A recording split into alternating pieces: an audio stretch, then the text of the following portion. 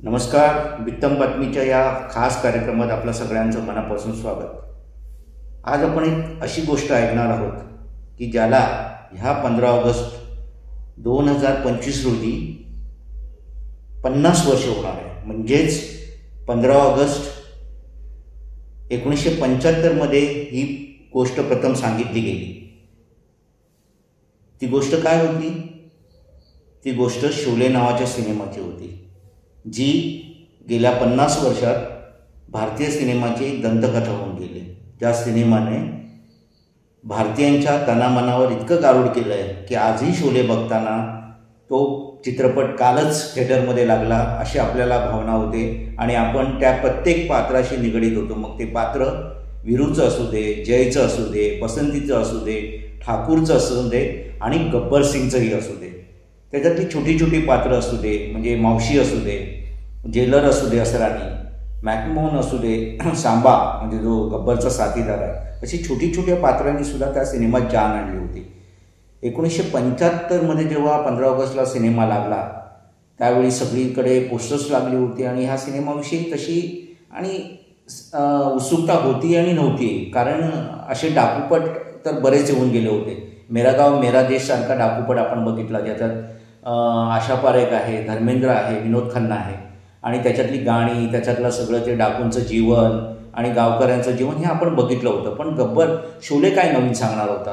तर सुरुवातीला जेव्हा हा थिएटरमध्ये लागला तेव्हा समीक्षकांनी सुद्धा हा डाकूपट असल्याचं म्हटलं होतं. तो चालेल की नाही असं सगळ्यांच्या मनात शंका होतं आणि तसं झालंही. सुरुवातीचे 1-2 आठवडे चाललाही नाही तो. तिसऱ्या आठवड्यात सुद्धा त्याला कमी प्रतिसाद होता. पण अचानक या सिनेमाच्या विषयी एवढी क्रेज निर्माण झाली लोकांमध्ये की प्रत्येकजण एका दुसऱ्याला सांगत होता. एक लक्षात घ्या की 50 वर्षापूर्वी सोशल मीडियाचं किंवा लोकांच्या संपर्कात येण्याचं साधन नव्हतं. लोक फक्त एकमेकाला सांगू शकत होते की हा सिनेमा चांगला आहे की नाही, तो सिनेमा चांगला आहे. पण इतकं त्या शोलेचं वातावरण तयार झालं की नाक्यावर, हॉटेल्समध्ये, चहाच्या टपऱ्यांवर त्याच्या तपकड्या वाजवायला सुरुवात झाल्या होत्या. त्याच्यातले डायलॉग्स ऐकायला सुरुवात झाले होते. त्याच्यातली गाणी ऐकायला सुरुवात झाली होती.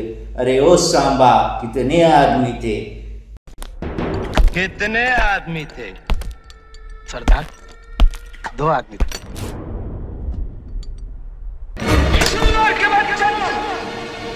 किंवा टाकीवरचा प्रसंग असू दे धर्मेंद्रचा, असे असंख्य प्रसंग असू दे.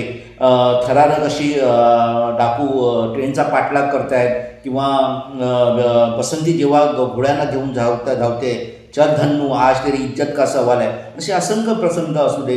किंवा शेवटचा जयचा मरणाचा प्रसंग असू दे. ह्या प्रत्येक सीनशी हा भारतीय माणूस जोडला गेला होता.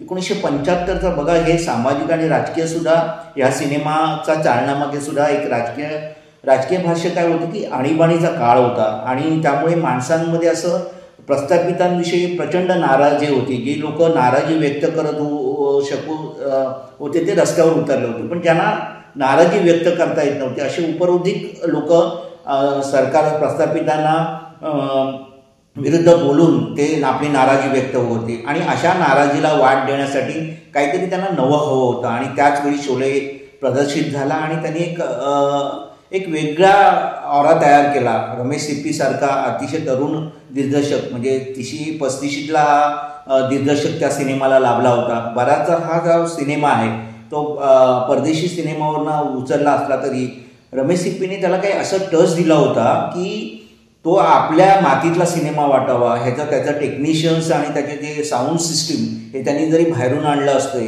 तरी मिनर्वा थिएटरमध्ये जाऊन तो सिनेमा बघण्याचा जो काही आनंद होता त्याची अजूनही आठवण करणारी अनेक लोक मिनर्वाच्या आसपास तुम्हाला भेटतील.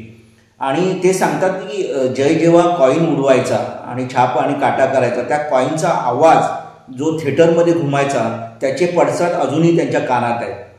आणि असे असंख्य प्रसंग असू दे, घोड्याच्या टापांचे प्रसंग असू दे, गोळ्यांचे प्रसंग असू दे आणि ठाकूरचं आक्रंदन असू दे, असे असंख्य प्रसंगाने त्यावेळी सगळ्या सिनेमा रसिकांच्या मनावर गारुड केलं होतं. ते गारुड इतकं होतं की एकाएकाने जवळ 30-30 वेळा जाऊन हा सिनेमा थिएटरमध्ये बघितला. गेले तिथे, आपल्या मित्रांना घेऊन गेले, आपल्या परिवाराला घेऊन गेले आणि मिनर्वा थिएटरमध्ये तर त्याने ह्या सिनेमाने इतका विक्रम केला की 5 वर्ष तो सिनेमा नॉनस्टॉप, म्हणजे सकाळ दुपार संध्याकाळ त्याचे शो हाऊसफुल चालायचे. म्हणजे तिथे करंट बुकिंग तर मिळायचंच नाही, पण ॲडव्हान्स बुकिंगमध्ये सुद्धा तो सिनेमा हाऊसफुल व्हायचा. असं म्हणतात की त्या सिनेमाचं तिकीटं ब्लॅक करून किंवा त्या सिनेमाचं आसपास छोटे मोठे व्यवसाय करून लोकांनी म्हणजे गब्बर सिंग गब्बर झाला नसला तर लोक मात्र गब्बर झाले, अशा असंख्य त्याच्या कथा आहेत. त्याचं संगीत आहे, म्हणजे R.D. बर्मननी त्यांनी काही संगीत दिलं, म्हणजे फार उंचीचं संगीत नाही पण त्या सिनेमाला साजेसं असं संगीत होतं. मुख्य म्हणजे धर्मेंद्र असू दे, अमिताभ बच्चन असू दे, जया भादुरी असू दे, हेमा मालिनी असू दे, या प्रत्येकाचा अभिनय आणि विशेषतः दोघेही म्हणजे गब्बर सिंग अमजद खान असू दे किंवा ठाकूर संजीव कुमार असू दे, ह्या प्रत्येकाचा अभिनय हा भारतीय मनाला टच करून जाणार होता आणि त्यांना त्यांची गोष्ट सांगणार होता. ज्यांना आपण काही करू शकत नाही अशी भावना होती, ते पडद्यावर बघत होते. जयवीरूमध्ये आपल्याला स्वतःला बघत होते आणि विरोधकांना जे जमीनदार आहेत, विरोधक आहेत, अशा लोकांना ते गब्बर सिंगच्या रूपात बघत होते. गब्बरची सुद्धा खूप मोठी आपली याच्यात आठवण आहे की गब्बर त्यावेळी कोणच नव्हतं, म्हणजे अमजद खान हा त्यावेळी कोण नव्हता ॲक्टर. खरं तर ह्या भूमिकेसाठी डॅनी डेंझोग्बाला विचारलं होतं, पण तो धर्मात्माच्या सिनेमाच्या शूटिंगमध्ये व्यस्त असल्यामुळे त्यांनी नकार दिला आणि हा नकारसुद्धा खरं तर खूप चांगला झाला, कारण की अमजदसारखा एक तगडा ॲक्टर भारतीय सिनेसृष्टीला लाभला. आणि ह्याची गोष्ट सांगताना रमेश सिप्पींनी फार चलाखी केली. म्हणजे जो मेन व्हिलन, जो मुख्य त्याचा खलनायक आहे, त्याला 35-40 मिनिटं ह्या एक सुरुवातीला त्यांनी ह्या या पडद्यावर आणलंच नाही. त्याला जेव्हा आणलं, म्हणजे गब्बरचे ह्याच्यात फार सीन नाही आहेत, पण त्याला ज्यावेळी आणले 35 ते 40 सीन असते, 35 ते 40 मिनिटं तर तुम्हाला ह्याच्यावर दिसेल, पडद्यावर दिसेल, पण 35-40 मिनिटात जे त्याने काय केलंय त्याला तोड नाही. अगदी तंबाखू मळताना, असं हसताना, जो काय पडदा आपला पट्टा फिरवताना, आणि एकंदरच त्याने जो काय गब्बर केला होता त्याला तोड नाही. आणि आता पुन्हा एकदा 15 ऑगस्ट 2025 येईल, त्यावेळी जेव्हा पुन्हा एकदा 50 वर्षाच्या आठवणी या शोलेच्या निघतील, तेव्हा प्रत्येकाला वाटेल, मलाही वाटेल, तुम्हालाही वाटेल की आपण हा सिनेमा पुन्हा जाऊन थिएटरमध्ये बघावा आणि त्याचा आनंद घ्यावा. असा सिनेमा पुन्हा होणे नाही. धन्यवाद.